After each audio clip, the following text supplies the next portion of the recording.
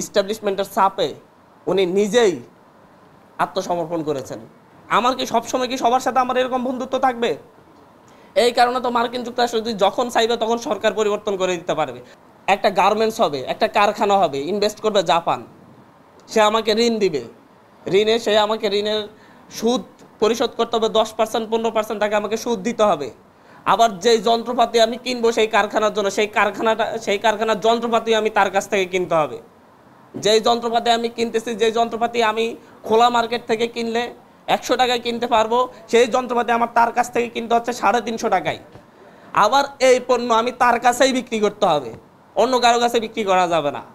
এবং আমি এই পণ্য তার কাছে বিক্রি করতে গেলে যেই পণ্য আমি বাইরের খোলা মার্কেটে বিক্রি করতে পারবো 120 টাকায়, সেই পণ্য তার কাছে বিক্রি করতে হচ্ছে আমার 60 টাকায়। এভাবেই মূলত হচ্ছে আমার পুরো অর্থনীতি পুরোপুরি আমাদেরকে হচ্ছে পরনির্ভরশীল করে গড়ে তোলা হয়েছে। আমরা গার্মেন্টস শিল্পের কথা বলি, কথায় বলি যে হচ্ছে মার্কিন যুক্তরাষ্ট্র যদি গার্মেন্টস শিল্পে নিষেধাজ্ঞা দেয় তাহলে বাংলাদেশের অর্থনীতিই টিকবে না। তাহলে ভাই আমি কেন এমন অর্থনীতি গড়ে তুললাম যে অর্থনীতি পুরোপুরি মার্কিন যুক্তরাষ্ট্রের উপর নির্ভর করবে? আমার কি সবসময় কি সবার সাথে আমার এরকম বন্ধুত্ব থাকবে? এই কারণে তো মার্কিন যুক্তরাষ্ট্র যদি যখন চাইবে তখন সরকার পরিবর্তন করে দিতে পারবে। ভারতের উপর নির্ভরশীলতার কারণে ভারত দীর্ঘ 15 বছর শেখ হাসিনার মতো একটা ফ্যাসিস্টকে এই দেশে টিকিয়ে রাখছে। আমরা প্রত্যেকটা পরিবর্তনের জন্য এই নতুনভাবে অর্থনৈতিক ব্যবস্থা গড়ে তোলার জন্য আমরা ভাবছিলাম যে পরবর্তীতে 24 পরবর্তী যে সরকারকে একজন ইকোনমিস্টকে আমরা দেশের দায়িত্ব দিয়েছি, নোবেলজয়ী ইকোনমিস্টকে, আমরা ভাবছিলাম যে হচ্ছে উনি এই উদ্যোগগুলা নেবেন, কিন্তু দেখা গিয়েছে ইস্টাবলিশমেন্টের চাপে উনি নিজেই আত্মসমর্পণ করেছেন।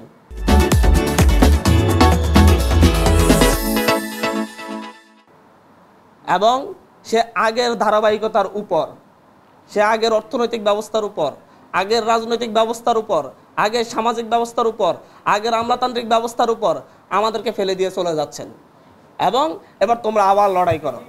তোমাদের পূর্ব প্রজন্ম 47 পর্যন্ত লড়াই করছে, পাকিস্তান রাষ্ট্র এনে কোনো পরিবর্তন আনতে পারে নাই। আবার 71 করছে, তারপরে কোনো পরিবর্তন আনতে পারে নাই। আবার 90 লড়াই করছে, পারো নাই। 24-এ তোমরা জীবন দিছো, তোমরাও পারবো না। পরবর্তীতে পরের প্রজন্মকে আবার তৈরি করা যাতে জীবন দিতে পারে। শুধু আমরা স্বপ্ন দেখি, আসলে স্বপ্ন বাস্তবায়নের কথা নেই। যদি আমাদেরকে আসলেই যতগুলা কথা বলেছেন যে হচ্ছে আমাদের মধ্যস্বত্বভোগী রয়েছে, কিন্তু কেউ এই কথাটা বলে না মধ্যস্বত্বভোগী কারা। আমার খামার থেকে যদি পোলট্রি মুরগি কেজি 120 টাকা করে কিনে আনা হয়, তাহলে কেন কারওয়ান বাজারে সে 220 টাকা হয়? এর মধ্যে 100 টাকা কারা খায়? এই কারা কোশ্চেনটা করার জন্য কেউ কোশ্চেন করে না। বলো যে মধ্যস্বত্বভোগী, এদেরকে বন্ধ করতে হবে যাতে মধ্যস্বত্বভোগী না থাকে। আর ভাই মধ্যস্বত্বভোগী কারা? এই প্রত্যেকটা পলিটিক্যাল পারসন, প্রত্যেকটা ইস্টাবলিশমেন্ট, প্রত্যেকটাই হচ্ছে প্রশাসনিক ব্যবস্থা, পুলিশ, মানে রাষ্ট্রের যতগুলো ব্যবস্থা আছে, যতগুলো অর্গান আছে, এই প্রত্যেকটা অর্গানই এই মধ্যস্বত্বভোগী। এই মধ্যস্বত্বভোগী যদি বন্ধ করেন, আপনি কৃষি বিপ্লব কিভাবে ঘটাবেন? আপনি বারবার প্রত্যেকটা জায়গায় কৃষিখাত ধ্বংস করে ইন্ডাস্ট্রিয়ালাইজেশন করেন। এত গার্মেন্টস কারখানা করে ফেলছি আমরা, এই গার্মেন্টস কারখানার উপর এত বেশি নির্ভরশীল হয়ে গেছি, আমরা এখন ইউরোপ আর ওয়েস্টার্নরা যাই বলবে, আমেরিকা যাই বলবে, তার উপর নির্ভর করে কাজ করতে হবে।